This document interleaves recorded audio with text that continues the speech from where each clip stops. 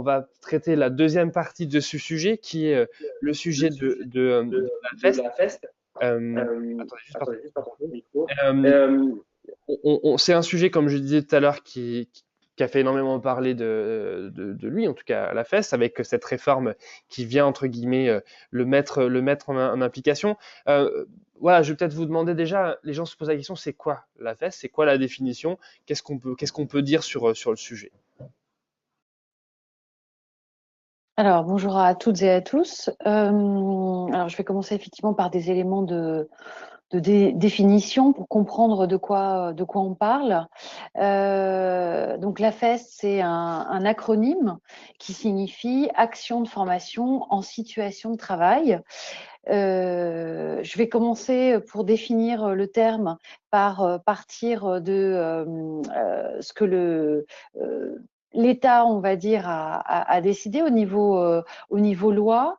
Il y a un décret du ministère du Travail qui est sorti le 28 décembre 2018 relatif aux actions de formation et qui spécifie notamment le fait qu'une action de formation peut se dérouler. Donc, il y avait la partie à distance et également en situation de travail. Alors, je précise toujours dans ce qui est indiqué dans le décret, l'analyse de ce en quoi est constituée la FEST.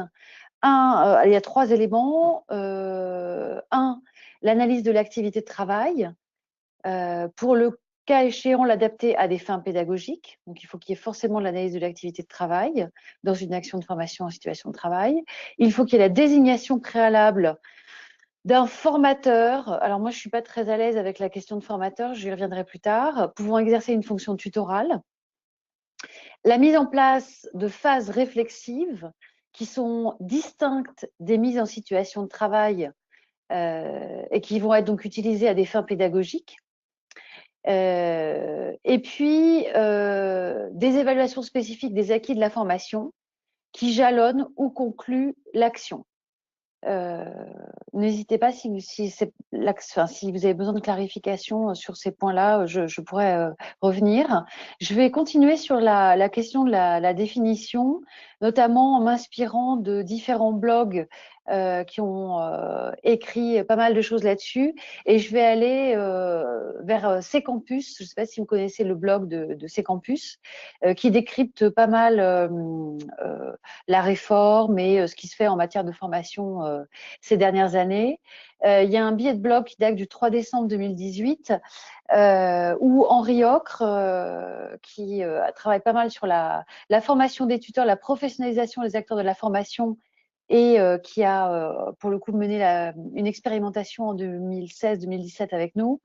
Alors, lui, il explique que la FEST n'a rien à voir avec la formation sur le tas. Et je pense que c'est un élément important parce que jusqu'ici, justement, c'est ça qui a évolué. C'est que, au fond, la formation en situation de travail, tout le monde en fait.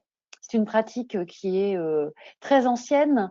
On peut penser aussi au compagnonnage, pareil, qui est une pratique antédiluvienne. Sauf qu'aujourd'hui, ce qui est très intéressant, c'est qu'il y a enfin un cadre réglementaire, juridique, qui définit comment on sort de la formation sur le tas, c'est-à-dire non tracée, un peu sauvage dans l'entreprise, pour en faire une vraie action de formation telle qu'en tout cas, elle est acceptée dans le Code du travail. Alors, lui donc dit que la FES n'a rien à voir avec la formation sur le tas et que c'est une action de formation formalisée et tracée. Selon lui, toujours, la particularité, c'est d'avoir comme matériau pédagogique premier les situations de travail. Et c'est bien ça qui va faire la différence. C'est qu'en fait, on va tracer et structurer un parcours de formation dont le matériau pédagogique sont les situations de travail. Je fais du lien par rapport à ce qui a été dit précédemment. Le matériau pédagogique comme situation, enfin les situations de travail, pardon, comme matériau pédagogique, ça existe dans l'alternance depuis fort fort longtemps aussi, donc rien de nouveau. Sauf que là, la différence, encore une fois, c'est que on va pas faire de la simulation. Au contraire, on va être au poste de travail. On va apprendre au poste de travail. Je continue sur le blog de Ccampus. Pour Henri Ocre, selon lui, c'est la dimension réflexive qui va vraiment constituer la véritable révolution pédagogique. À savoir, la situation de travail n'est pas naturellement apprenante.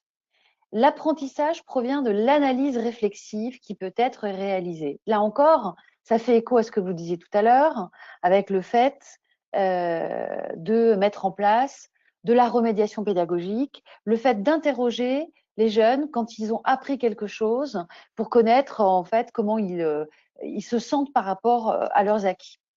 Et cette analyse réflexive dans la FEST, nous, en tout cas, on a travaillé sur 3 phases.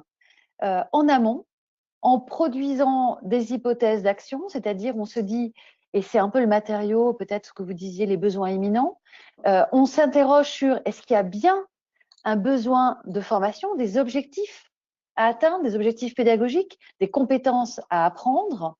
Pendant, on s'intéresse au fait que l'apprenant va observer en faisant.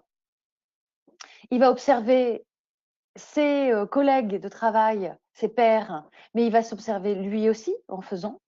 Et puis en aval, grâce à des feedbacks, et on s'assure qu'il y ait bien des transferts pédagogiques. Feedback par ses pairs, par un hiérarchique, par un tuteur, voilà.